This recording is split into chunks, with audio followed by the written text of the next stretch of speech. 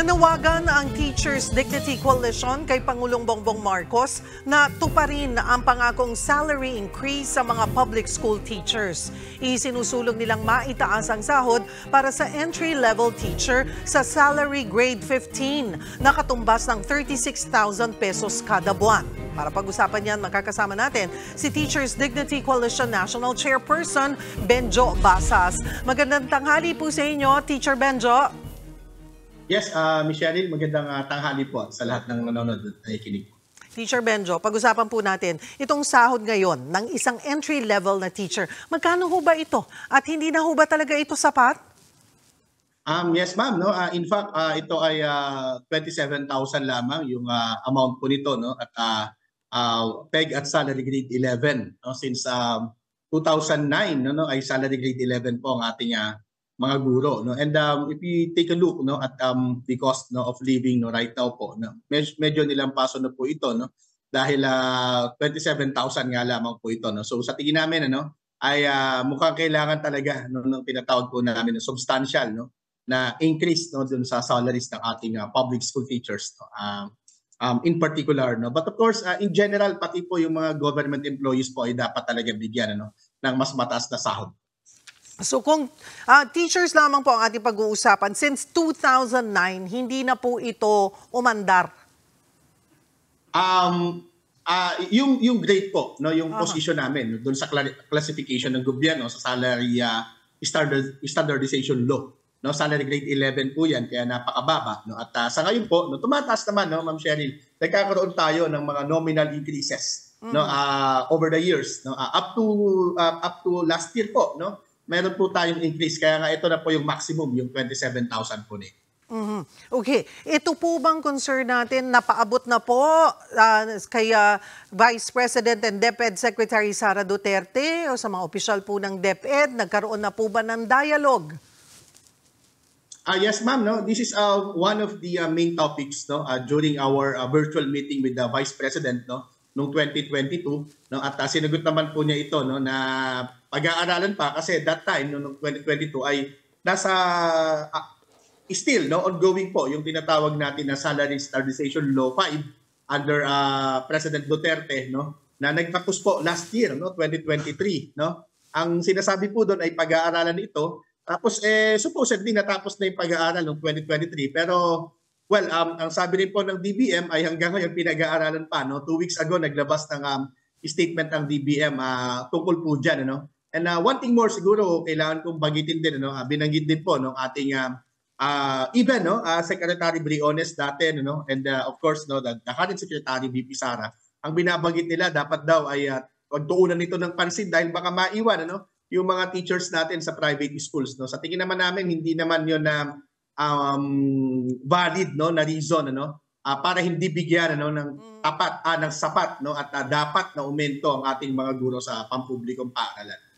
Noong pong nakaraang buwan, sinabi po ng DepEd na kinukonsulta nila yung World Bank para po dito sa policy guide para sa lobbying nga po ng additional salary increases para sa mga guro. Ano po ang reaksyon nyo on this? Sa tingin namin hindi naman na kailangan umabot pa sa World Bank no, ang consultation po dito no kasi dalawa lang naman no yung dapat na batayan no para magbigay ng aumento sa sweldo ng ating mga public school teachers or ng mga manggagawa no for that matter no. Una ay yun pong responsibility, yung nature ng job no. Ano yung mga qualifications na dapat nasa kanya, ano yung kanyang responsibility, ano yung kanyang gagawain ano. Yun yung una. At pangalawa yung economics po no. Yung kaya ba ng kanyang sweldo no na buhayin yung kanyang sarili at ang kanyang pamilya because lagi no sa economic consideration po ay kasama po yung ating pamilya no. Kung ito ba ay nakabubuhay ng maayos no nabibigyan ba ng sapat no at tama no na ayuda o natulong no nung gobyerno yung ating mga manggagawa no at yung ating mga public school teachers. Sa tingin namin na hindi po kaya hindi na kailangan pag-aralan pa ito ng World Bank no. In fact ang DBM din doon ang DBM din ano 2 weeks ago rin ano binanggit din ano na sila ay merong kinomisyon ano na isang grupo no para pag-aralan ito no. So the same DepEd and DBM no ang sinasabi nila ay pag-aaralan pa Ang tagal naman ng pag-aaral, since 2022 po, ito na ang binabanggit sa amin ng mga DepEd officials, no? sa tingin namin na hindi na ito fair, no, for our public school teachers, no, and for our services, no, and the schools, no, in general po. Ayun nga po, may pag-aaral sa DepEd at maging sa DBM. Nandyan na po yan, sinimulan na yung pag-aaral. Kailan daw ho ang balik? Kailan ang resulta ng pag-aaral na ito? At kailan daw po uupuan ulit para pag-usapan po itong hinihiling po ninyong itaas sa level 15, ano po? Salary grade 15, ang sweldo po ng ating mga guro.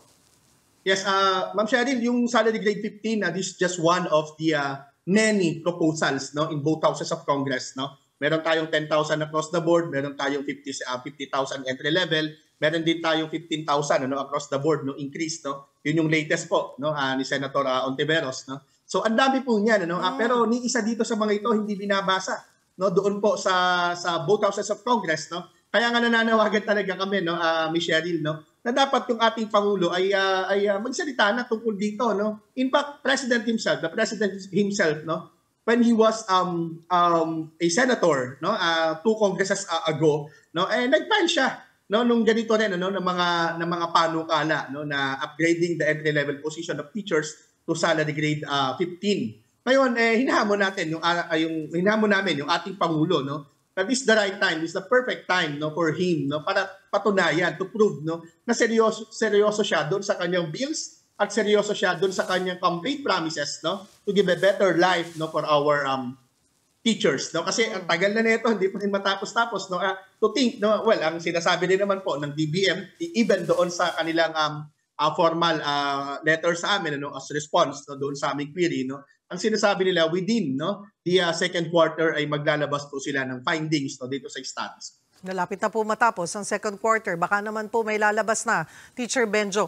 So ngayon po ay umaapila po kayo kay Pangulong Bongbong Marcos, pero diretso nyo po bang na ipaabot na ito at nag-reach out po kayo sa palasyo? Hindi pa, ma'am, no. This week po ipapadala po namin yung aming formal, no, na kahilingan sa ating Pangulo para sa dialogue, no. Maganda naman na nagda-dialogue, na nag-uusap, no. At yun naman po ay umaasa kami, no, na maikinig naman siya, kakausapin kami because we are the teachers, no, we are the recipients, no, of this supposed salary increase, no, na part of his campaign promise, no. Dapat naman ito pa rin yung pangako, hindi naman po kaya po yung mga tao minsan ay nawawalan ng gana, no, doon po sa ating mga leader at sa ating eleksyon, ano, kasi parang nagiging hindi seryoso, hindi sincero, no, doon sa kanilang mga campaign promises, no. And we hope, no, yung ating Pangulo ay hindi naman po ganoon, ano po. Balikan nga po natin, Teacher Benjo, ano po ba yung ngayon na sinisingil natin or inaasahan natin na sinabi nyo nga pong, ano ba yung naging pangako ni Pangulong Bongbong Marcos during the campaign pagdating po sa sweldo ng mga guro?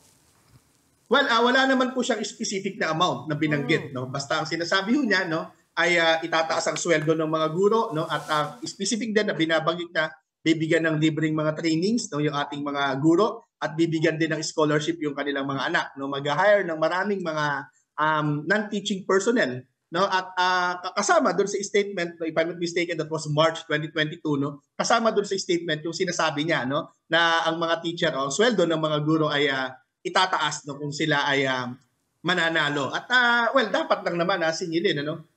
Naunawaan po namin nung nakaraan, no, 2023, no, 2023, no, dahil yung budget po nung 2023 ay hindi pa naman, yun naman ay unang-una, no, na budget, no, na manage na, no, nung Marcos administration, no. And inunawa pa rin namin yan dahil 2023 meron pa rin tayong last tranche, no, ng SSL 5 under President Duterte, no. Pero ngayong 2024, parang mahirap naman na po, no, na pagbigyan pa natin at unawain pa natin, ano. So sana naman kami naman po unawain po, no, ng ating Pangulo sa pagkakataong ito. Marami pong salamat sa inyong oras. Patuloy po nating babantayan ang development of this. Teachers Dignity Coalition National Chairperson Benjo Basas.